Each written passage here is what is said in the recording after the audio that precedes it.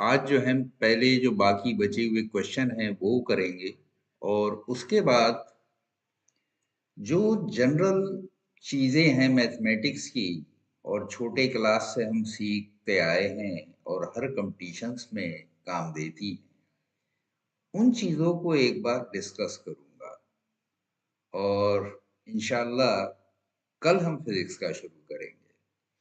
तो जो अक्सर बच्चे गलतियां करते हैं, जो फार्मूले हैं, आइडेंटिटीज हैं या कुछ रेशियोज हैं, जैसे ट्रिग्नोमेट्रिक रेशियोज हैं, एलसीएम है, एचसीएफ है, ये ऐसी चीजें जिसमें अक्सर बच्चों से गलती हो जाती है।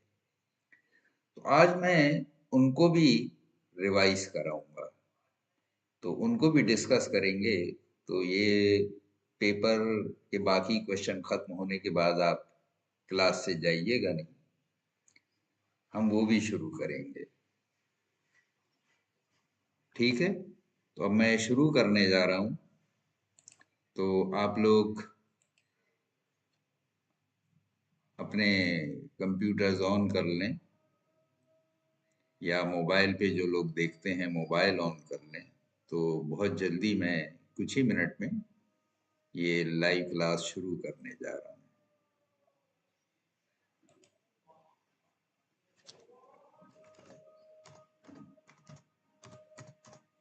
तो I am just starting the live class now.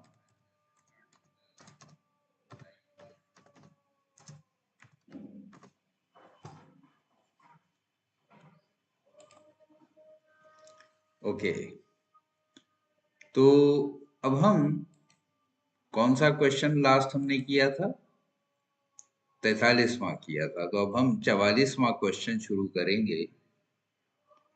तो जैसा कि 44वें क्वेश्चन में आप देख रहे हैं, स्क्रीन पे 6 अभाज्य संख्याओं का औसत ज्ञात करने के लिए कहा गया है। अभाज्य संख्याएं कौन सी होती हैं? सबसे पहले ये जानना जरूरी है। अभाज्य संख्याएं वो संख्याएं होती हैं जिनके अधिक से अधिक 2 गुणनखंड होते हैं।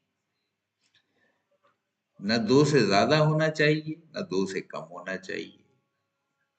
तो एक गुणनखंड वाली एक ही संख्या है, और जो है एक, एक का गुणनखंड भी सिर्फ एक ही होता है, एक से ज्यादा उसके गुणनखंड नहीं होते, तो वो यूनिक नंबर कहलाता है। और उसके बाद जैसे 2 है, 3 है, 5 है, तो ये अभाज्य संख्याएं हैं। चूंकि इन्हें किसी संख्या से भाग नहीं दिया जा सकता, भाग देंगे तो पूर्ण संख्याएं नहीं आएंगी, बल्कि पॉइंट में इनकी वैल्यू आएगी, दशमलव में आएगी। तो ऐसी संख्याओं को अभाज्य संख्या कहते हैं। तो अब इन्होंने 6 अभाज्य संख्याओं का, और वो भी प्रथम 6, तो इनको शुरू करने को कहा है इन्होंने कि इनका जोड़ के बताइए कि इनका औसत क्या होगा। तो देखिए, हम शुरू करेंगे 2 से। 2 सबसे छोटी अभाज्य संख्या होती है, उसके बाद 3 होती है, फिर 5 होती है, फिर 7 होती है, फिर 11 होती है, फिर 13 होती है। तो देखिए, ये सारी संख्याएं जो हैं, ये किसी संख्या से विभाजित नहीं होती हैं, इसीलिए ये अभाज्य संख्याएं कहलाती हैं। अब इन सबको अगर हम जोड़ेंगे तो 2 और 3, 5, 5, 5, 10, 10, 7, 17, 17, 11, 28, 28, 13, 41, तो 41/6 हो गया। अब 41 को अगर 6 से भाग देंगे तो 6 छक्के 36, और 41 में से 36 को घटाएंगे तो 5 बटेगा। तो ये जो 5 बचा है, इसको ऊपर रखा जाता है, जिससे हम भाग देते हैं उसको नीचे रखा जाता है, और जो भागफल है उसको साइड में रखा जाता है। तो बहुत छोटी बात है, आपने शुरू में दूसरे तीसरे क्लास में पढ़ी होगी, लेकिन फिर भी एक बार दोहराना जरूरी होता है, कभी कभी दिमाग से निकल जाती हैं छोटी छोटी चीजें। तो इस तरह से इसका जो आंसर है वो ये देखिए, 6 सही और 5/6 होगा। तो यही हमारा आंसर होना चाहिए, और ये सी पर दिया हुआ है। सी जो है 6 सही 5/6 है। ठीक है, तो यही हमारा आंसर है। तो समझ में आ गया? इसमें कोई डाउट तो नहीं आपको? तो पहले हमने वो संख्याएं ज्ञात की जो अभाज्य संख्या हैं, यानी 2, 3, 5, 7, 11, 13, फिर इन सबको जोड़ दिया। अब ये संख्याएं चूंकि कितनी हैं, ये 6 संख्याएं, तो 6 से ही भाग देंगे तब इसका औसत आ जाएगा। इनको हमने जोड़ा, जैसे अभी मैंने जोड़ के दिखाया था, तो ये 41 आ जाता है। और 41 को अगर 6 से भाग देंगे तो 6 सही 5/6 आएगा।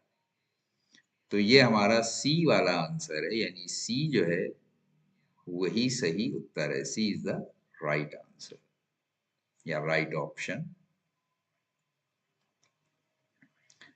तो ये 45वां क्वेश्चन है।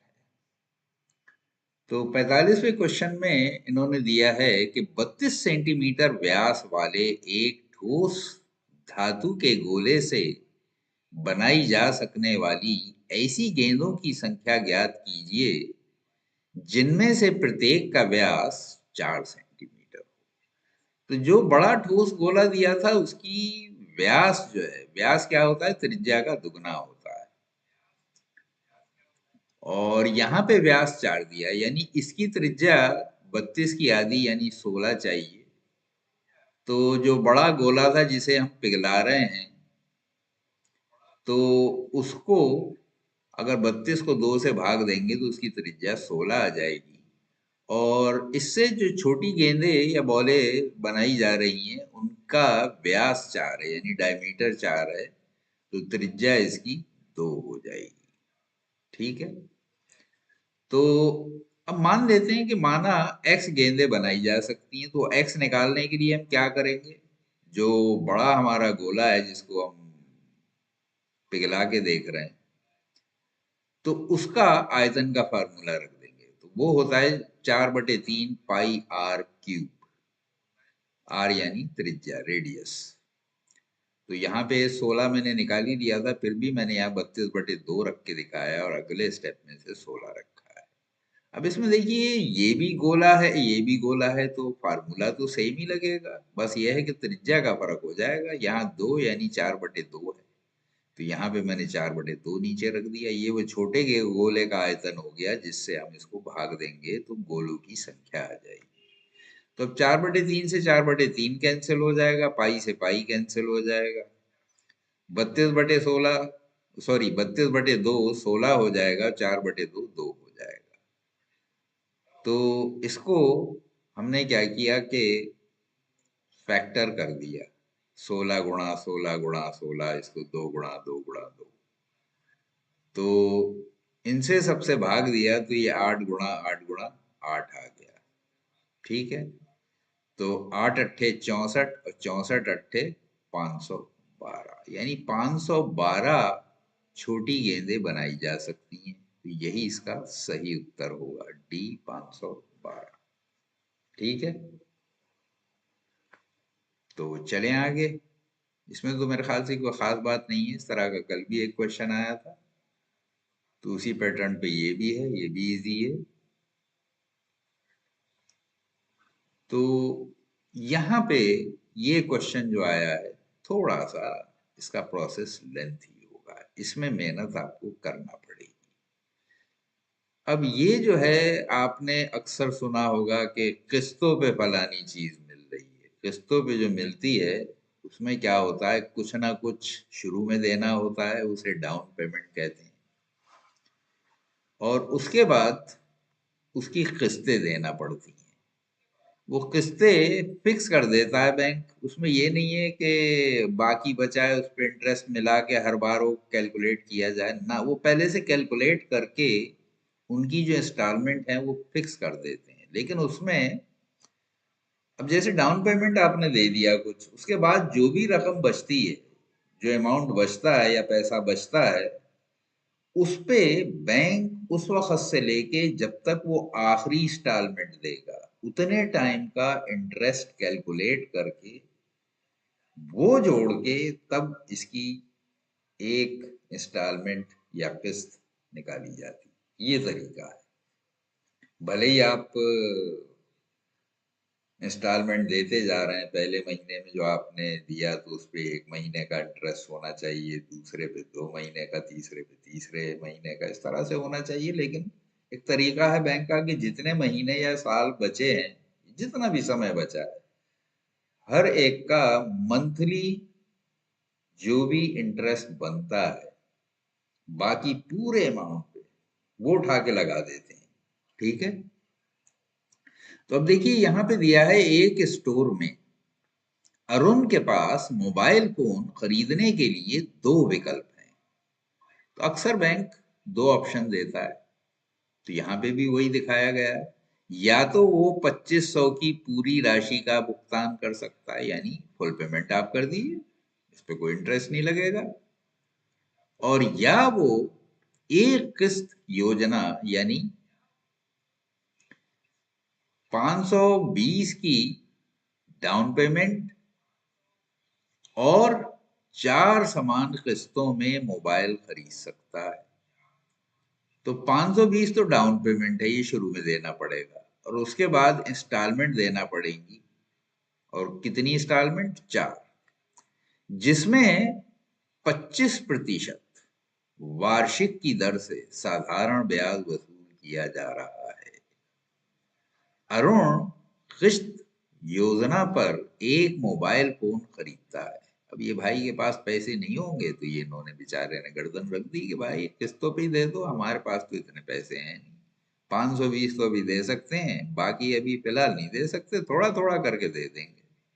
तो इसी को किस्त पेमेंट कहते हैं, कि जिसके पास एक साथ पूरा पैसा देने की हैसियत नहीं है, वो टुकड़ों में पैसे दे सकता है, उस टुकड़े को किस्त कहते हैं। तो ये तरीका जो है वो किस्त योजना कहलाता है। ठीक है।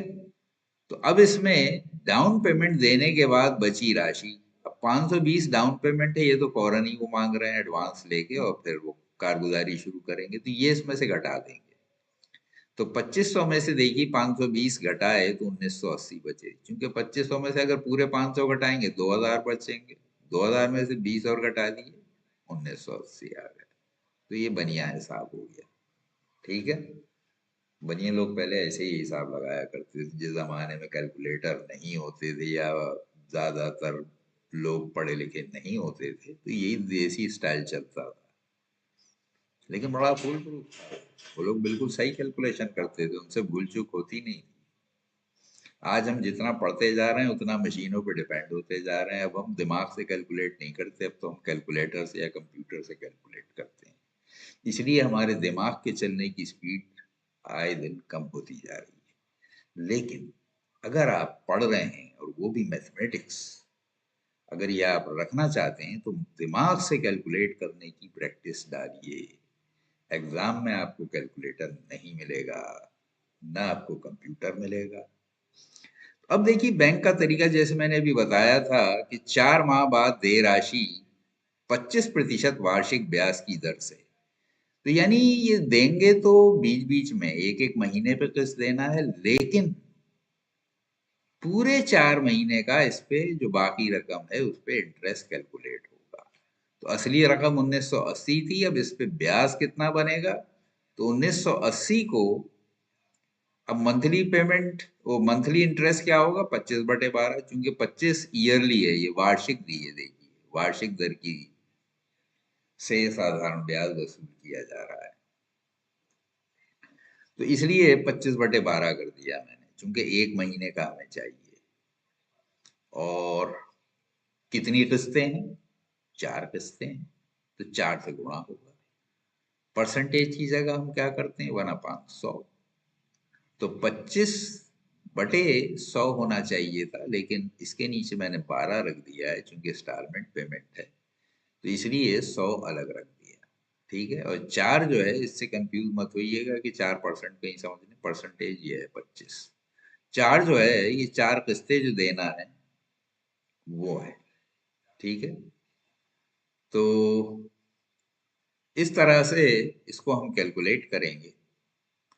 तो यहाँ पे क्योंकि मंथली पेमेंट और 4 महीने में देना है, तो इसलिए इस 4 से मल्टीप्लाई किया है। क्लियर है? चलिए अब आगे चलते हैं।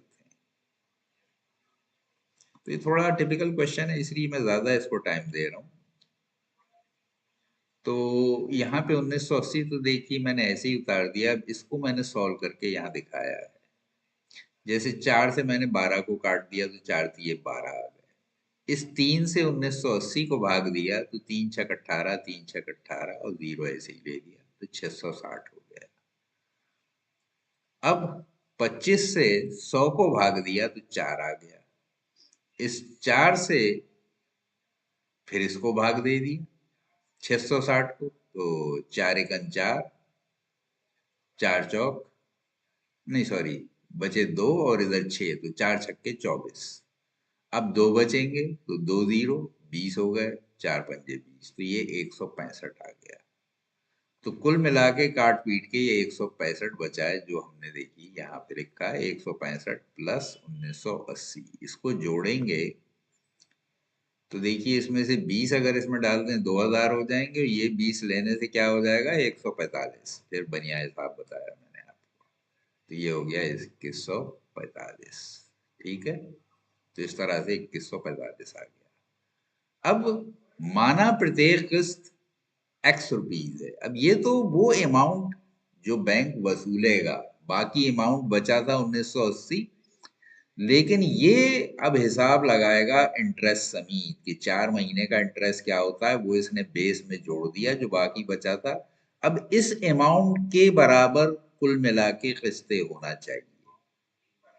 ठीक है, और इसका तरीका क्या है, अब जो पहले महीने में किस्त दे दी जाएगी उस पे इंटरेस्ट नहीं लगेगा, तो उस किस्त को ऐसे ही रख दिया। दूसरे महीने किस्त पे इंटरेस्ट भी लगेगा, इसलिए एक्स में वो इंटरेस्ट कितना होगा वो जोड़ के हमने निकाला। तो 1 महीने का है और 1 महीने का रेट वही लगेगा 25/12। ठीक है, और PRT अपॉन 100 वो तो आप फार्मूला जानते ही हैं। तो P की जगह यहाँ x है, R की जगह 25/12 है, T टाइम 1 महीना वो एक ही है। अब यहाँ पे 2 महीने का है तो यहाँ देखिए 2 आ गया, यहाँ ये तीसरे महीने की किस्त है तो ये 3 आ गया। तो बाकी सब वैसे ही रहेगा, x गुणा 25 इसमें भी है, x गुणा 25 इसमें भी है, नीचे ये 100, ये आपका PRT अपॉन 100 जो फार्मूला होता है इंटरेस्ट, सिंपल इंटरेस्ट का फार्मूला होता है PRT अपॉन 100, जिसमें P प्रिंसिपल यानी मूलधन, R रेट, T टाइम होता है। ठीक है, तो 25/12 जो है ये रेट है। टाइम यहाँ पे पहले वाले केस में 1 महीना है, इसमें 2 महीना है, इसमें 3 महीना है। अब इसको सिंप्लीफाई करेंगे, 25 से 100 को काट दिया सब में मैंने, ये 4 आ गया, और x/12 चौक 48 हो गए यहाँ पे। ठीक है, तो यहाँ पे 2x/48 हो गए, यहाँ पे 3x/48 हो गए। तो देखिए x plus x/48, x plus 2x/48, यहाँ x प्लस 3x/48। अब x 1 2 3 4 हो गए। ठीक है, और ये सब इक्वल कितने के हैं, ये 2145 के इक्वल है। इसके सामने हमने 2145 रख दिया, तो 4x जुड़ के 4x हो गए, और ये x/48, 2x/48 और 3x/48, इन सबको जोड़ दिया, x 2x और 3x मिलके 6x हो गए। तो 6x/48, 6×8 = 48, तो x/8 हो गया। अब 8 से इधर मल्टीप्लाई करेंगे तो 8 चौक 32x हो जाएगा, और ये x ऐसी ले लेंगे बटा 8। ठीक है, तो ये 8 जो नीचे था इसको राइट हैंड साइड ले जाइए, इधर जाके गुणा हो जाएगा, तो यहाँ बचेंगे 32x और x 33x। तो 33x इसके बराबर हो गए 2145 गुणा 8। तो यहाँ पे इसको अब 33 से भाग दे देंगे, क्योंकि 33x का ये मान है, तो x का हो जाएगा 2145 गुणा 8/33। अब पहले इसको 3 से मैंने भाग दे दिया, 11 आ गया, और यहाँ पे 3 सत्ते 21, 3 एकम 3, 3 पंजे 15, यानी 715 आ गया। अब इसको 11 से भाग दे दीजिए, 11 छक्के 66, बचे 5, 55 हो गया, 11 पंजे 55, तो 65 गुणा 8, तो 8 पंजे 40, 4 हासिल हो गए, 8 छक 48 और 4 52। तो ये भी इत्तेफाक से किस्त जो आई वो 520 ही आई जो डाउन पेमेंट था। तो यानी कि इस तरह से 4 किस्तें और 520 का ही डाउन पेमेंट इस तरह से टोटल देना होगा। ठीक है, तो यानी ये आपका कितने का था? मोबाइल था देखिए 2500 का था। ठीक है, और आपको देना कितना पड़ा? 520 की कितनी किस्तें? 4 और 1 5।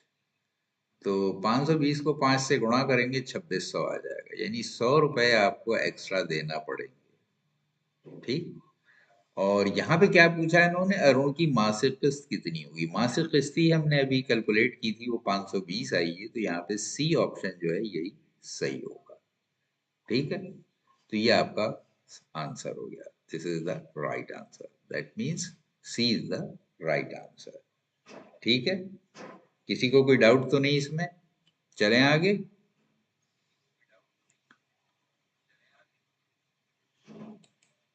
चलिए, किसी का मैसेज नहीं आया तो आगे चलते हैं। तो ये 47वां क्वेश्चन है। तो इसमें कह रहे हैं एक वॉशिंग मशीन का मूल्य 3 वर्ष में 40,960 से घटकर 21,970 हो गया। मूल्य ह्रास की वार्षिक दर ज्ञात कीजिए। इंग्लिश में इसे मूल्य ह्रास को डेप्रिसिएशन कहते हैं, उसको डी से डिफाइन करते हैं। तो बेसिकली क्या है कि कुछ चीजें ऐसी हैं कि उनकी वैल्यू में घटोतरी होती जाती, यानी वैल्यू घटती जाती है। आमतौर पे जितनी भी मैकेनिकल चीजें हैं या इलेक्ट्रॉनिक हैं या व्हीकल्स हैं, इन सब की वैल्यू घट जाती है। भले ही आप उसको यूज न करें, लेकिन अगर आप खरीदने के बाद रख भी लेंगे तो अगले साल उसकी वैल्यू वो नहीं रहेगी। वजह क्या है कि मार्केट में नए नए मॉडल आते रहते हैं, उनकी डिमांड हो जाती है, जो पुराना है उसकी घट जाती है। तो अगर यूज न भी किया है आपने, वो खराब नहीं हुआ है, फिर भी ओरिजिनल कॉस्ट में फिर नहीं बिकेगा। अब वो वैल्यू जो कि घट जाती है, यानी अगर आज मान लीजिए 100 रुपए की चीज खरीदी थी और अगले साल बेचने को आप खड़े होते हैं, अब नया मॉडल आ गया, उसकी वजह से अब इसको कोई 100 रुपए में नहीं पूछेगा। तो अब जितने में पूछेगा वो उसकी घटी हुई वैल्यू है, और वो जितना अमाउंट उस पर गिरा, उस पर जितना घटा, वो मूल्यह्रास जो हुआ, नुकसान जो हुआ, उसे डेप्रिसिएशन कहते हैं। मान लीजिए 100 रुपए की चीज थी और अब उसको कोई 90 रुपए से ऊपर देने को तैयार नहीं है, तो 10 रुपए क्या हो गया? डेप्रिसिएशन हो गया। और ये टाइम के साथ बढ़ता जाता है। आप कोई चीज खरीद के छोड़ दें, अगले साल उसकी वैल्यू कुछ और होगी, उससे अगले कुछ और होगी, और एक खास रेट पे घटता जाता है। तो यहाँ पे वो रेट निकालना है। तो जैसे हम इंटरेस्ट कैलकुलेट करते हैं तो वहां पे प्लस लेते हैं। कंपाउंड इंटरेस्ट का फार्मूला आपने पढ़ा होगा। तो वहां पे क्या होता है? अमाउंट जो है, यानी जो ब्याज लगने के बाद मिश्र धन आता है, अमाउंट का फार्मूला होता है P into 1+R/100 to the power time. अब यहाँ पे डेप्रिसिएशन के केस में क्या हो जाएगा? वो हो जाएगा A is equal to P into 1-D/100 to the power T। तो यही फार्मूला यहाँ पे मैंने लगाया है। ठीक है, अब जो घटी हुई वैल्यू है वो अब अमाउंट हो गई, यानी वो मिश्रधन हो गया। यानी जो भी इंटरेस्ट लगा या जुड़ा, वो लगने के बाद जो वैल्यू होती है वो मिश्रधन कहलाता है। तो यहाँ पे वो घटने के बाद रह गया 21,970, जिसे इंग्लिश में हम अमाउंट कहते हैं। ठीक है, यानी इंटरेस्ट इंटरेस्ट लगने के बाद या डेप्रिसिएशन लगने के बाद जो उसकी वैल्यू बचती है वो अमाउंट। ठीक है, तो यहाँ पे प्रिंसिपल था 40,960, वो यहाँ रख दिया मैंने। 1 - अब डी मालूम नहीं था, डी ही निकालना है तो हमने डी रख दिया, इसको डेप्रिसिएशन का शॉर्ट फॉर्म डी, जिसे हिंदी में मूलह्रास कहते हैं। तो 1 - D/100 टू द पावर 3। 3 क्यों लिया? ये क्या पूछ रहे हैं? 3 वर्ष में, 3 साल के बाद इसकी वैल्यू क्या होगी। तो 3 साल का ये 3 हमने ले लिया, यानी टाइम इज इक्वल टू 3। अब इसमें क्या किया, 21,970 बाईं तरफ था, इस 40,970 को लेफ्ट में ले जाएंगे तो इधर देखिए इसके बीच में गुणा है, इधर जाएगा तो ये भाग हो जाएगा। तो यानी 21,970 बटे 40,960 हो जाएगा। अब आखिर में दोनों में जीरो है तो जीरो से जीरो उड़ा दिए, कुछ तो काम आसान होगा। अब इसके मैंने गुणनखंड किए 2197 के। अब ये आपको अंदाजा होना चाहिए किस राशि से ये भाग दिया जा सकता है। अब जाहिर है कोई ऑड नंबर चाहिए। 3 से विभाजित नहीं हो रहा था, 5 से नहीं हो रहा था, 7 से भी नहीं हो रहा था, 9 से भी नहीं हो रहा था, 11 से भी नहीं हो रहा था, ये विभाजित हुआ 13 से। तो 13 से भाग दे दिया, 13 से भाग दिया तो 169 आ गया। ये तो हम जानते ही हैं कि 13 का वर्ग है, तो 13 से एक बार फिर भाग दे दिया तो फिर 13 आया। तो ये आ गए 13 × 13 × 13, यानी 13 का घन। और 4096 ये तो सम संख्या है, तो ये तो जाहिर है कि 2 से भी कटना चाहिए, 4 से भी कटना चाहिए, क्योंकि 96 आखिर में आखिरी दो संख्याएं जो हैं वो 4 से कटने वाली हैं, तो 4 से आराम से कट ही जाएगा। लेकिन 96 तो 16 से भी कट जाता है, तो इसलिए हमने सीधा 96 से भाग दे दिया, जगह ज्यादा लगती। अब मुझे दिखाना था, अब यहाँ पे जाहिर है ये 13 का ये है, ये उससे लगभग डबल वैल्यू है, तो इससे काफी बड़ी होगी। तो 13 से बड़ी सम संख्या हमने देखी कौन सी है, 14 है। मगर 14 से नहीं कटेगा, 7 इसमें, 7 से भाग नहीं दिया जा सकता, तो 14 से भी नहीं होगा। अगला 15 है, वो विषम संख्या है, तो नेक्स्ट 16 थी, तो इसलिए मैंने 16 से भाग दिया। तो 16 दूना 32, बचे 8, हो गए 9 मिला के 89, 16 पंजे 80, बचे 9, यहाँ 6 था तो 96 हो गए, 16 छक्के 96। अब फिर इसको 16 से भाग दे दी, वैसे तो 256 सभी जानते हैं 16 का वर्ग है, तो 16 एकम 16, बचे 9, और यहाँ 6 है तो 96, 16 छक्के 96। तो इस तरह से 16 से ये 3 बार चला गया, तो ये 13 से 3 बार चला गया, 16 से 3 बार, तो ये 13 का घन हो गया, 16 का घन हो गया। इससे हम जब कंपेयर करेंगे, अगर दोनों की घात सेम है तो बेस आपस में बराबर होते हैं। ये फार्मूला है मैथमेटिक्स का, बेसिक फार्मूला है। तो इसलिए 13/16 बराबर 1 - D/100। इससे डी निकल आएगा। तो यहाँ पे हमने क्या किया कि D/100 को लेफ्ट में ले गए और 13/16 को राइट में ले आए, तो ये हो गया 1 - 13/16। ठीक है। अब 16 एलसीएम ले लिया, तो 16 एकम 16, 16 में से 13 गए 3, तो 3/16 इस तरह से ये आ गया। ठीक है। अब इस 100 को जो नीचे था इसको राइट हैंड साइड ले जाएंगे, तो 3/16 गुणा 100, तो 300/16। अब 16 से इसे भाग दिया, 16 एकम 16/14, यानी 140, 16 अट्ठे 128 होते हैं, बचे 12, तो 12/16। 12/16 को रिड्यूस करके 3/4 रख सकते हैं, क्योंकि 4 से दोनों विभाजित हो रहे हैं, 4 × 3 = 12, 4 × 4 = 16। अब 3/4 को अगर हम पॉइंट में कन्वर्ट करेंगे तो 0.75 आ जाएगा। ठीक है। 4 × 7 = 28, 4 × 5 = 20। तो इसलिए आंसर आपका 18.75 होगा, यानी मूल ह्रास दर जो है, डेप्रिसिएशन रेट, वो 18.75 हो जाएगा। अब देखिए दिए क्या थे, तो 25 दिया था इसमें, 18.75 दिया था, 16.25 दिया था, 20 दिया था, तो यही हमारा सही उत्तर है। यही हमने कैलकुलेट करके निकाला, ये आंसर हो जाएगा। तो इसमें कभी देखिए दो चार क्वेश्चन आते हैं जो टाइम कंज्यूमिंग होते हैं। तो बढ़िया तरीका तो ये रहता है कि जो आप ओरली कर सकते हैं पहले धड़ाधड़ वो कर जाइए एक तरफ से, फिर जिनमें कुछ कैलकुलेशन है लेकिन एक दो स्टेप में आप कर सकते हैं वो कर जाइए। लेकिन अगर आपको कॉन्फिडेंस है कि आप सारे कर सकते हैं तो एक तरफ से करते हुए चलिए, क्योंकि बार बार रिपीट करने में भी टाइम खराब होता है।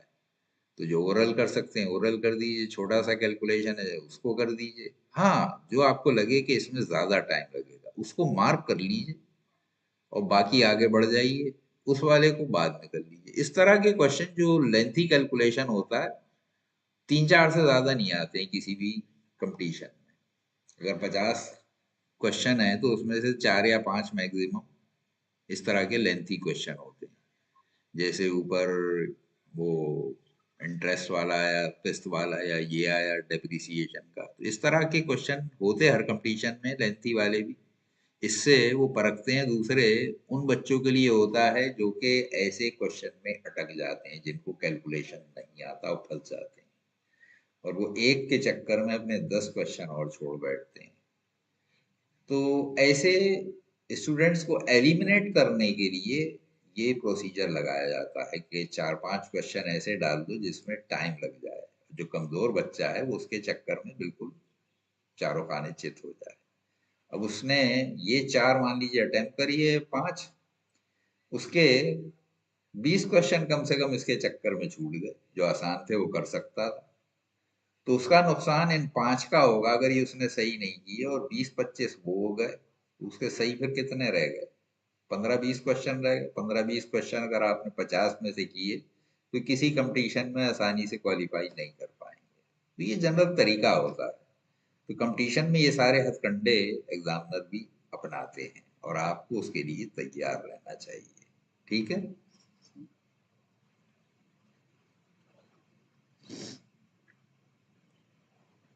तो ये 48वां क्वेश्चन है। तो यहाँ पे कह रहे हैं चित्र में बिंदु O का बिंदुओं A तथा P से देखने पर अवनमन कोणों की माप होगी। तो अब देखिए त्रिकोणमिति में अगर मान लीजिए कोई पॉइंट है, जैसे यहां से ग्राउंड से आप देख रहे हैं और एक कोई टावर है यहाँ, अगर आप इसको देख रहे हैं टावर के टॉप, मान लीजिए यहाँ पे कोई चीज बनी हुई है, यहाँ कोई खड़ा हुआ है और आप नीचे से इसको देख रहे हैं, तो ये नीचे से देखा जाने वाला जो एंगल है ये उन्नयन कोण कहलाता है। ठीक है। और अगर ऊपर से इस बिंदु का कोण कोई देखेगा, यानी ये खड़ा होके अगर यहां से देखेगा कि इस पॉइंट का ये कोण कितना है, तो ये अवनमन कोण कहलाता है, ये वाला। ठीक है।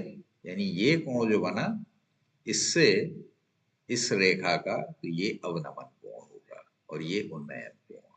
तो यहां बात कर रहे हैं अवनमन कोणों की। तो ये होंगे देखिए, ये वाला एंगल और ये वाला एंगल। तो इसलिए मैंने लाइंस ड्रा किए अवनमन कोण निकालने के लिए। अब यहाँ पे देखिए ये राइट एंगल है, ये भी राइट एंगल है। तो इन दोनों का सम कितना हो जाएगा? ये 90 डिग्री होगा, 90 डिग्री। अब इसमें ये 45 दिया हुआ था इस त्रिभुज में, ये वाला जो है ओ ए बी, उसमें ये एंगल 45 दिया था। तो जाहिर है ये भी 45 हो जाएगा, क्योंकि 45 डिग्री तो बचा, 90 में से 45 घटाएंगे 45 बचेगा। तो आप यूं समझ लीजिए कि ये लाइन जो है ये और ये पैरेलल है। तो यहाँ पे दो लॉजिक ले सकते हैं। एक तो जो तीनों कोणों का योग वाला फार्मूला है वो लगा दिया हमने, जैसे अभी मैंने बताया कि 90 और 45 135 हो गए, 180 में से घटाया 45, या यूं समझ लीजिए 90 निकाल दीजिए, अब बचे 180, 180 में से 45 गए, 45 बचे। तो ये वाला कोण आ गया। अब ये हॉरिजॉन्टल लाइन है तो ये इससे 90 डिग्री बनाएगी, 90 में से 45 घटा दिए तो 45 आएगा। दूसरा फार्मूला आप ये लगा सकते हैं कि दो समांतर रेखाओं को जब कोई तिर्यक रेखा काटती है तो एकांतर कोण बराबर होते हैं। ये अगर 45 डिग्री है तो ये भी 45 होगा। ठीक है, तो एकांतर कोण ये और ये एकांतर कोण है, और ये एकांतर कोण है, तो ये इसके बराबर होगा, ये इसके बराबर होगा। ये थ्योरी भी लगा सकते हैं। तो बहरहाल ये देखिए, दोनों मेथड से जोड़ के अगर हम निकालेंगे और फिर घटाएंगे तब भी 45 आएगा, और ये 45 आ गया तो ये भी 45 आएगा, चूंकि ये यहाँ समकोण बन रहा है। ये तो 90 में से 45 घटाएंगे, 45 आ गया। दूसरा तरीका यह है, एकांतर कोण के जरिए हमने निकाल लिया कि 45 डिग्री होगा। और यहाँ पे देखिए, ये 60 डिग्री दिया हुआ है, यहाँ ये वाला कोण नहीं मालूम था, तो 90 में से 60 घटाए 30 बचे। ठीक है, और 30 का ये एकांतर कोण होना चाहिए, तो 30 और 30 ये दोनों इक्वल होंगे, यानी ए पी ओ और पी ओ क्यू ये दोनों एकांतर कोण हैं, तो ये आपस में बराबर होंगे। तो ये 30 है तो ये भी 30 होगा। ऐसे ही सी ए ओ और ए ओ बी ये भी एकांतर कोण है, ये आपस में बराबर होंगे। ठीक है, एकांतर कोण अगर दो समांतर रेखाओं को एक तिर्यक रेखा काटे तो एकांतर कोण हमेशा बराबर होते हैं। तो वो थ्योरी लगा के हमने ये निकाल ली है। तो इस तरह से एक 45 आ गया, एक 30 आ गया। उसी को मैंने देखिए यहाँ पे ये दिखाया है कि कैसे इसको कैलकुलेट किया जाएगा। बहरहाल मैंने ओरली आपको कई मेथड से बता दिए, दो मेथड तो बता ही दी। तो यहाँ पे सही उत्तर क्या हो जाएगा? अब यहाँ पे बिंदुओं ए तथा पी से देखने पे, यानी पहले ए वाला हमें कोण बताना है, तो ए पे 45 डिग्री बन रहा था और पी पे 30, तो 45 30, तो ए पे 30 डिग्री, सॉरी 45 डिग्री बन रहा है, और पी पे 30 डिग्री बन रहा है, तो यही आंसर होगा 45 30। तो 45 30 ये इस बी में आ रहा है। यहाँ 30 45 उल्टा लिख दिया, यहाँ 45 60 लिख दिया, ये तो बिल्कुल ही गलत है। अब यहाँ पे ऑर्डर उल्टा है, उनमें से कोई नहीं, ये भी नहीं निकलेगा, तो ये आपका सही आंसर हो गया 45 30। ठीक है,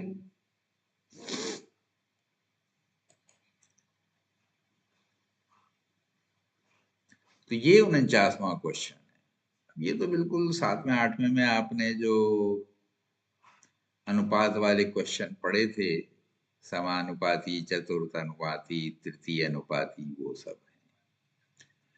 तो इसमें क्या होता है, अगर चार चीजें अनुपात में हैं, जैसे इसमें दिया है 22 66 और 11 का चतुर्थानुपाती ज्ञात कीजिए, यानी चौथा अनुपात। तो यहाँ पे मैंने देखिए इन चारों को लिख दिया। अब ये चौथा नहीं मालूम है, उसे x मान लिया। ठीक है, तो यहाँ पे x उसको मान लिया हमने। ये तीन मालूम थे, 22 66 और 11, ये तीन मालूम थे, चौथा नहीं मालूम है। अब यहाँ पे ये चिन्ह मैंने जो लगाए, देखिए यहाँ दो बिंदु, यहाँ चार बिंदु, यहाँ दो बिंदु, इनका क्या मतलब है? 22 अनुपात 66 समान अनुपात 11 अनुपात 6, यानी इन दोनों का जो आपस में रेशियो है वही इन दोनों का होगा। ठीक है, तो जैसे यहाँ पे 22 है, यहाँ 66, 22 का 66 3 गुना है, तो 11 का 3 गुना कितना होगा? 33 होगा। ओरल है वैसे। अब इसमें दूसरा तरीका क्या है कि जो बाहरी संख्याएं हैं इनको अंदर वाली संख्याओं के बराबर रख दीजिए, इनके गुणनखंड को, यानी 22 गुणा 8 बराबर 66 गुणा 11। तो मतलब यह है कि बाहरी संख्याओं का गुणनफल अंतः संख्याओं के गुणनफल के बराबर होता है। ये समान अनुपात का जो निशान है, इसको हम E इक्वल टू भी कह सकते हैं। और यहाँ पे ये अनुपात दिया है, यानी इसको हम यूं भी लिख सकते हैं, 22 बटा 66। अब समान अनुपात की जगह, अब ये तो अनुपात लिख दिया 22 बटे 66, और यहाँ 11 बटे x लिख दीजिए। इससे भी निकाल सकते हैं, इससे भी वही आएगा। देखिए x इधर चला जाएगा तो ये 22 गुणा 6 हो जाएगा, और इससे अगर आप लेंगे 22 गुणा 6, इधर 66 गुणा 11, तब भी वही आएगा। ठीक है, तो 66 इधर चला जाएगा। तो इस तरह से 22 को नीचे लेके आए, 22 थी 66 और 11 थी 33, तो 33 ही हमारा सही उत्तर होगा। ये आंसर हो गया। ठीक है, चलिए, तो ये पहुंच गए हम 50वें क्वेश्चन पे। तो मैथमेटिक्स का ये लास्ट क्वेश्चन, तो लाभ हानि पे बेस्ड है ये। तो लाभ हानि के भी देखिए, वैसे आपने छठे से लेके 8वें तक ये लाभ हानि के क्वेश्चन पढ़े हैं, 9th में भी हैं। तो इस पे भी एक क्वेश्चन कम से कम, एक नहीं एक से ज्यादा भी आते हैं, 2-3 आते हैं इस पे। तो इसका भी जरा प्रैक्टिस करके रखिएगा। तो 50वां क्वेश्चन है, एक दुकानदार चीनी को ₹40 प्रति किलोग्राम की दर से बेचता है। 40 रुपए किलो ये बेच रहा है, जिसे उसने 36 रुपए प्रति किलोग्राम की दर से खरीदा था। 36 रुपए किलो के हिसाब से खरीदा था, 40 रुपए में बेच रहा है, तो 4 रुपए तो कमा ही रहा है, मगर ये साथ में डंडी भी मार रहा है। क्यों? देखिए आगे दिया है, उसकी तौल मशीन खराब है। खराब होने का मतलब क्या है? वो कमती तोलती है। खराब तो ये भी हो सकती है कि वो ज्यादा तोल ले, उस कंडीशन में तो उसका नुकसान होगा, वो बेवकूफ साबित होगा। और अगर उसकी मशीन कम तोल रही है तो उसको फायदा होगा। ठीक है, और दिखाएगी वो ज्यादा, यानी ग्राहक को ज्यादा दिखेगा। वो 800 ग्राम को 1 किलो दिखाएगा। तो एक तरह की खराब तो ये हो गई, दूसरी ये होती कि वो 800 ग्राम दिखाए 1 किलो को, तो उसका नुकसान हो जाएगा। तो यहाँ पे उसकी तौल मशीन खराब है, बेचते समय उसका वजन मात्र 800 ग्राम तौलती है, यानी 1 किलो की जगह वो 800 ग्राम तोल रही है। समझ गए आप? तो गलती क्या है मशीन की, कि अगर वो 800 ग्राम तोलेगा तो वो दिखाएगी 1 किलो, 1000 ग्राम। 800 की जगह 1000 ग्राम दिखाएगी, यानी ज्यादा दिखा रही है, 200 ग्राम। ठीक है, तो ये थोड़ा सा ट्रिकी है, उल्टा सोच लेंगे तो आंसर गलत हो जाएगा। तो इधर रेट में भी 4 रुपए कमा रहा है, इधर तोल में भी 200 ग्राम कमा रहा है, तो कुल उसका फायदा कितना होगा, उसका प्रतिशत लाभ निकालना है, दशमलव के 2 स्थान तक। तो सबसे पहले तो लाभ प्रतिशत को मान लिया एक्स है, क्योंकि इसमें दो अलग अलग फैक्टर हैं जो अप्लाई हो रहे हैं, एक तोल वाला और एक रेट वाला। तो क्रय मूल्य 36 रुपए प्रति किलोग्राम है। ठीक है, विक्रय मूल्य 40 रुपए है, लेकिन ये 40 रुपए काय का वो ले रहा है? 800 ग्राम का। काय की जगह 1 किलो की जगह। तो इसलिए 1000 से गुणा करेंगे, 800 से भाग देंगे। तो इससे, अब इसको देखिए, 40 से हमने 800 को भाग दिया तो 20 आ गया, और 20 से 1000 को भाग दिया तो 50 आ गया। तो असल में विक्रय मूल्य क्या हो गया? 50 रुपए प्रति किलो हो गया, यानी वो 36 का खरीद रहा है और 50 में बेच रहा है। तो सबसे पहले तो विक्रय मूल्य वो क्या चार्ज कर रहा है दिखाने को, तो वो 40 रुपए ले रहा है, मगर 40 रुपए वो 800 ग्राम के ले रहा है। तो इसलिए रेट क्या होगा? ये हो जाएगा, चाहिए 1 किलो का था और दे रहा है वो 800 ग्राम, तो 800 ग्राम से भाग देंगे, 1 किलो से मल्टीप्लाई करेंगे, तो 50 प्रति किलो, ये रेट आ गया। तो यानी 36 रुपए पे 50 रुपए कमा रहा है वो। तो उसका लाभ कितना हो गया? 50 माइनस 36, और बेस 26 36 था, तो लाभ दर जो है, यानी प्रतिशत अगर निकालना होगी, 36 से इसे भाग देंगे। तो अब देखिए कितना आएगा, ये देखिए, तो 50 माइनस 36 हो गए 14, और 14 को 100 से गुणा किया, 1400 हो गया, और नीचे 36 था। अब ये 4 से भाग दिया जा सकता है, 4 नेम 36, और 4 से इसे देंगे, 4 तिये 12, 4 पंजे 20, 0, 350 आ गया। अब इस 350 को सीधा मैंने 9 से भाग देके ये दिखा दिया है आपको।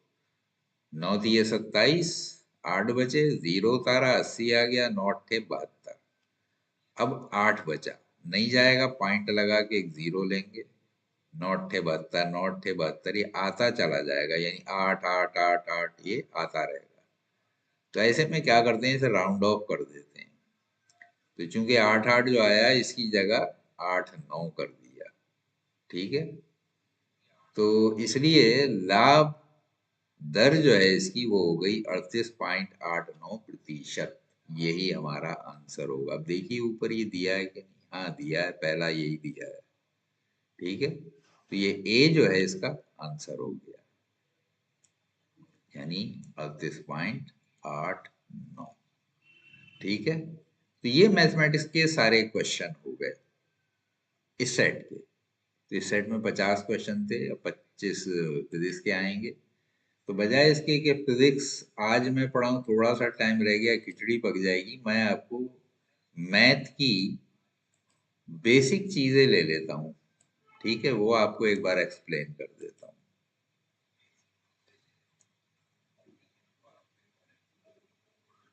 तो सबसे पहले हम लेंगे, आपने कुछ आइडेंटिटीज यानी सर्व समीकरणाएं पढ़ी होंगी।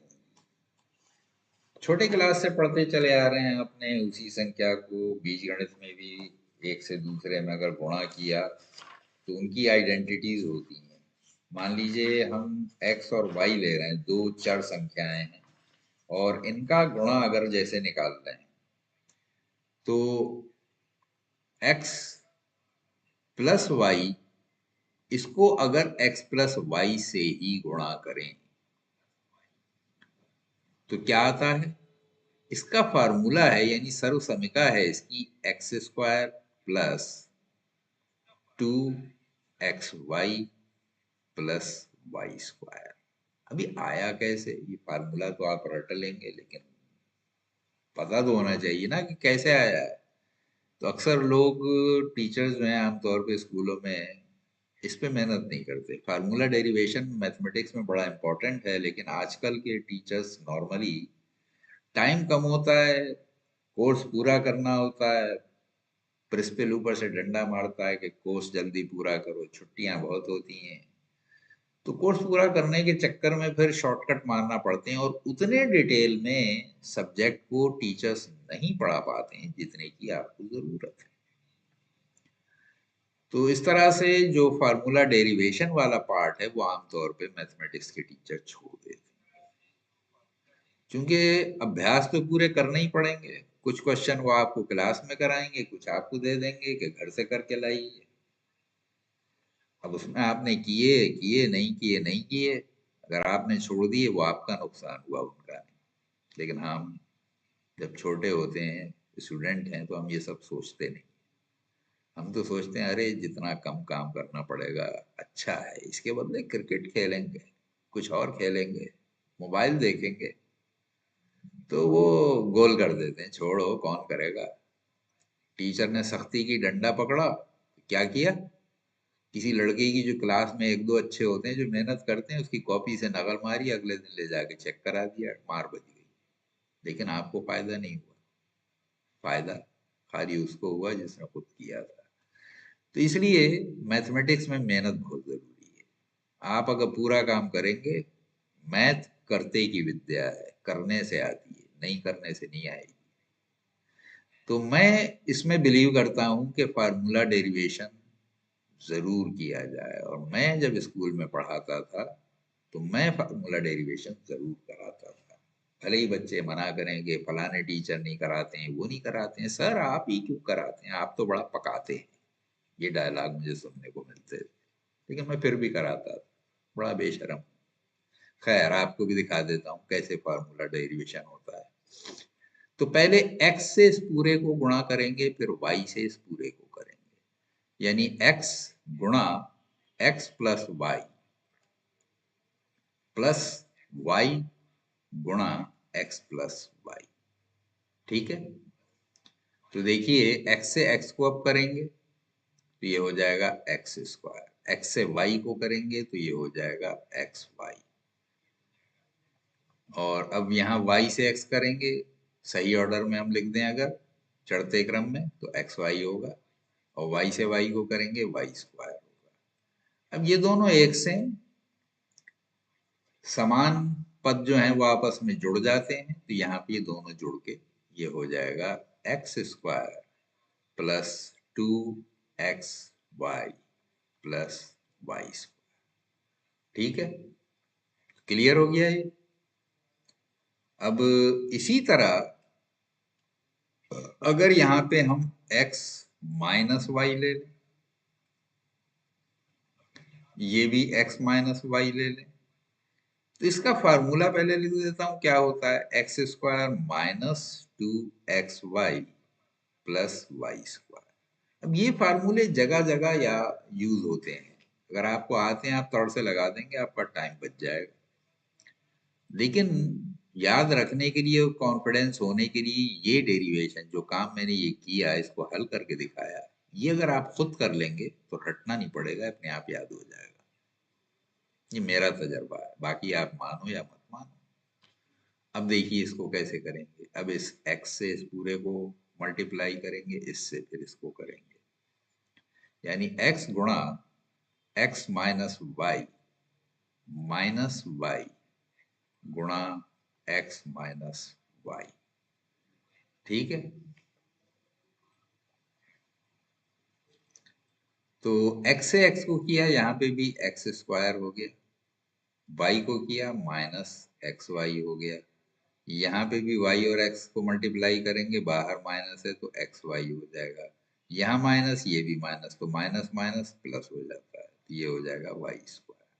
अब ये दोनों माइनस के तो आपस में जुड़ जाएंगे, समान चिन्ह वाली संख्याएं आपस में जुड़ती हैं, विपरीत संख्या वाली आपस में घटती हैं, ये याद रखिएगा। तो x square minus 2xy plus y square आ गया, यही हमने दिया था। ठीक है, अब दो तरीके तो ये थे, अब तीसरा कॉम्बिनेशन क्या हो सकता है कि एक प्लस का है और दूसरा माइनस का है, तब क्या होगा, तब ये आता है x square minus y square. अरे ये इतना छोटा कैसे आ गया, कैसे आ गया देखिए, तो इसमें तो बाकी सब में तीन पद थे, इसमें दो ही रह गए, क्यों आए वो अब देखते हैं। इससे इसको करेंगे, यानी x x minus y plus y x minus y, x से x को किया एक्स स्क्वायर, x से y को किया माइनस एक्स वाई, यहाँ पे एक्स वाई दोनों प्लस के हैं तो ये एक्स वाई आएगा, यहाँ पे y से y को करेंगे माइनस का वाई स्क्वायर आएगा। अब देखिए ये माइनस का ये प्लस का, तो ये आपस में कट जाएंगे, कैंसिल, घट गए यानी, तो आंसर आ गया x square minus y square. ठीक है, तो ये तीन बेसिक फार्मूले हैं जो छोटे क्लास से यानी छठे से लेके और आप जिस क्लास तक मैथ पढ़ेंगे ये सारे जगह यूज होंगे। यानी इस तरह के समीकरणों को आपस में गुणा करके जो समीकरण आता है वो कैसे आता है, ये सब जानना बड़ा जरूरी है। ये तीन बेसिक फार्मूले थे। ठीक है, इसी तरह क्यूब के भी होते हैं। अब मैं आता हूं और जो बेसिक चीजें हैं उन पे। क्यूब व्यूब अभी मैं नहीं लेता, आप उसकी भी इसी तरह से प्रैक्टिस कर लेना, बाकी आगे टाइम मिलेगा तो मैं वो भी आपको एक्सप्लेन कर दूंगा। अभी थोड़ा टाइम रह गया है, इसमें जो कुछ बेसिक चीजें हैं जो कि बड़ी जरूरी हैं और अक्सर लोग इग्नोर कर देते हैं, वो मैं ले रहा हूँ।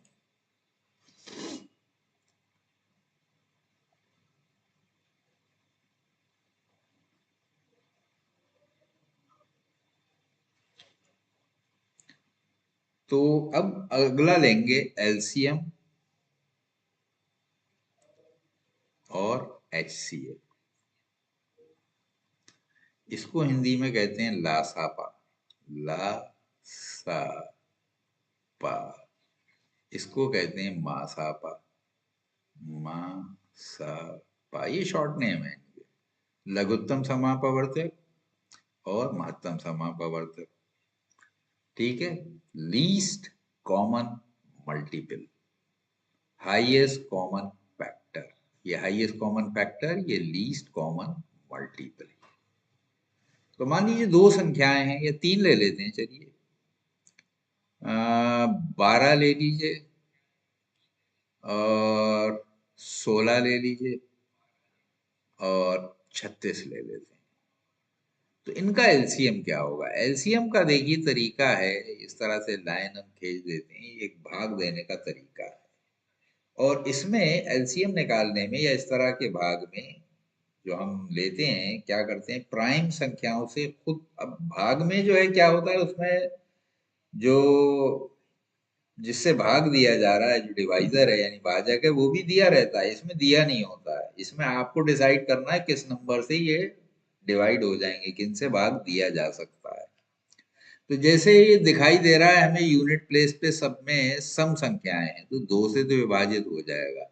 और याद रखिए इसमें हमेशा छोटी संख्या से चलिए। अब ये नहीं है कि आपको लग रहा है कि अरे ये तो चार से विभाजित हो रहे हैं तीनों, तो सीधा उठा के चार से कर देना। कभी कभी हो सकता है दो हो जाए, तीसरी ना हो, तो इसलिए हमेशा छोटी संख्या प्राइम संख्या, चार प्राइम संख्या नहीं है, ठीक है, तो वो नहीं लेंगे। तो दो छक्के 12, दो अट्ठे 16, दो एकम दो, बचा एक, दो अट्ठे 16। फिर दो से लेंगे क्योंकि ये अब फिर सम संख्याएं आ गई। तो इसी तरह छोटे छोटे प्राइम फैक्टर यानी अभाज्य संख्याएं वो लेके चलते हैं। दो तिया 6, दो चौका 8, दो नेम 18।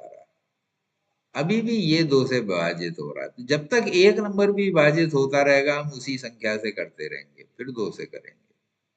तो दो दूनी 4, इनको ऐसे ही उतार देंगे, ठीक है। अब फिर दो से कर दीजिए, जब तक वो एक ना आ जाए तब तक हम भाग देते रहेंगे। 3 को ऐसे ही उतार लिया, 9 को ऐसे ही उतार लिया। अब 3 से भाग दीजिए, 3 एकम 3, यहाँ तो एक था ही, 3 तिये 9, ठीक है। अब यहाँ पे 3 से करेंगे, तो यहाँ तो एक पहले ही आ चुका था, यहाँ भी आ चुका था, 3 एकम 3। जब तक के सब में नीचे एक एक ना आ जाए तब तक हम विभाजित करते रहेंगे। अब इसका एलसीएम निकालेंगे या लासापा। तो एलसीएम या लासापा क्या होगा?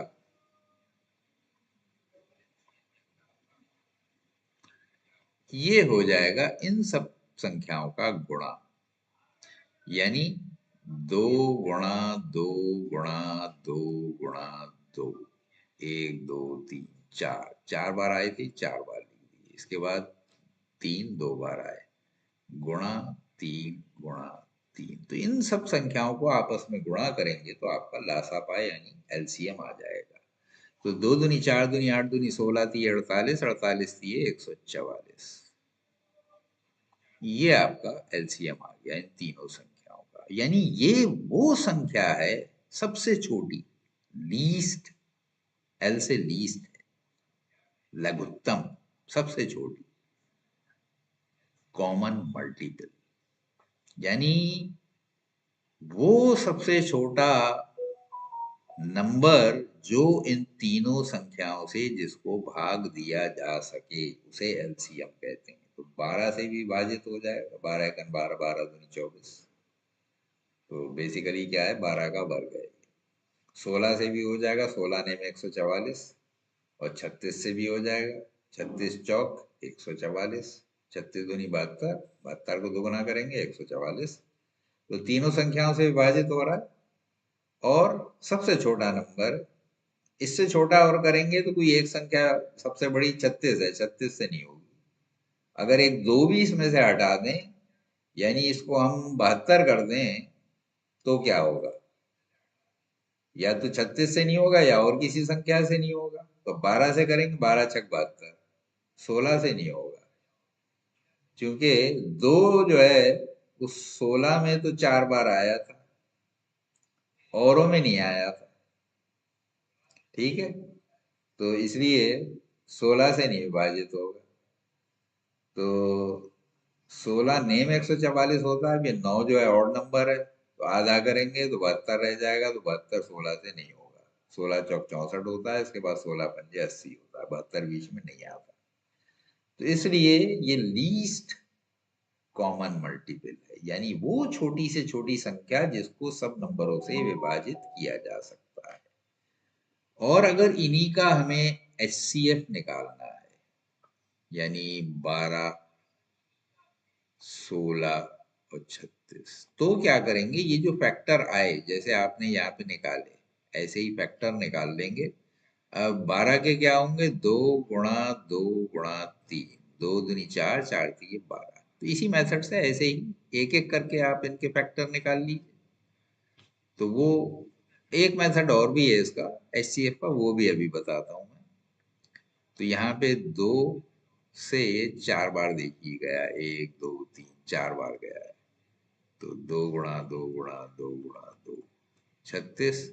2 गुणा 2, 2 बार 2 से गया है, फिर 2 बार 3 से गया है। तो ये हो गया 2 दूनी 4 दिए 12, 2 दूनी 4, 4 दूनी 8, 8 दूनी 16, 2 दूनी 4, 4 दिए 12, 12 दिए 36। ठीक है। अब मासाप आ गया, HCF क्या होगा। तो जो कॉमन आ रहे हैं, ये देखिए 2 सब में मौजूद है, ये 2 लिख दीजिए। ये 2 भी सब में मौजूद है, ये भी उतार लीजिए।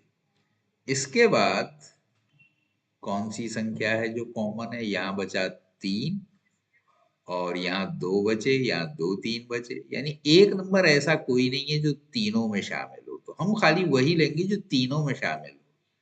तो यानी 2 दूनी 4 इसका HCF हो गया। ठीक है। तो इस तरह से HCF निकालते हैं। HCF का एक और मेथड भी, वो इससे भी शॉर्टकट है, इजी है।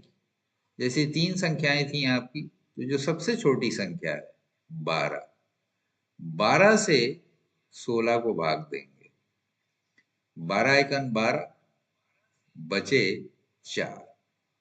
इस 4 से 12 को फिर भाग दे दीजिए, यानी जो शेष बचा इससे वापस, जिससे हमने भाग दिया था उसको देखेंगे, तो 4 दिए 12। तो यहाँ पे कुछ नहीं बचा। अब तीसरी संख्या क्या थी, 36 थी। तो उसको भी जो सबसे छोटी संख्या थी उससे लेंगे या इससे डिवाइड करेंगे। सबसे बढ़िया तरीका क्या है, यहाँ पे जो आखिरी आया था वो लेंगे। तो पहली और दूसरी संख्या जो थी, इसमें जो आपका भाजक है, इसको लेके भाग देंगे तो आपको सही आएगा, वरना सही नहीं आएगा। तो 4 नेम 36 पूरा चला गया। इस 4 से देखिए तीनों विभाजित हो रहे हैं, वही आपका इस मेथड में भी आया था। अगर मान लीजिए इसके अलावा और कोई लगाते, मान लीजिए 12 से कर देते, तो 12 दिए 36 तो पूरा जाता, मगर 12 से 16 नहीं जा रहा था। तो इसलिए ये नंबर जो है लास्ट डिवाइजर, उससे नेक्स्ट नंबर को करेंगे तो आपका सही आएगा। ठीक है। तो ये HCF और LCM के तरीके हो गए। अब फिर किसी दिन टाइम मिलेगा तो और कुछ जनरल चीजें, आज सारी तो नहीं हो पाई, ट्रिग्नोमेट्री की भी हैं, मैथमेटिक्स के भी और फार्मूले हैं, ये फिर किसी दिन दोहरवा देंगे। आज तो 3 बज गए, क्योंकि आपके बाद मुझे आगे दूसरे क्लास को पढ़ाना होता है, और उसके बाद रोजे का टाइम हो जाता है, तो आजकल 1 घंटे से ज्यादा निकालना जरा मुश्किल हो रहा है। चलिए, रमजान से बाद में टाइम बढ़ा देंगे आपका, और ज्यादा कोर्स भी जल्दी कवर हो जाएगा। ठीक है। ओके। अल्लाह हाफिज।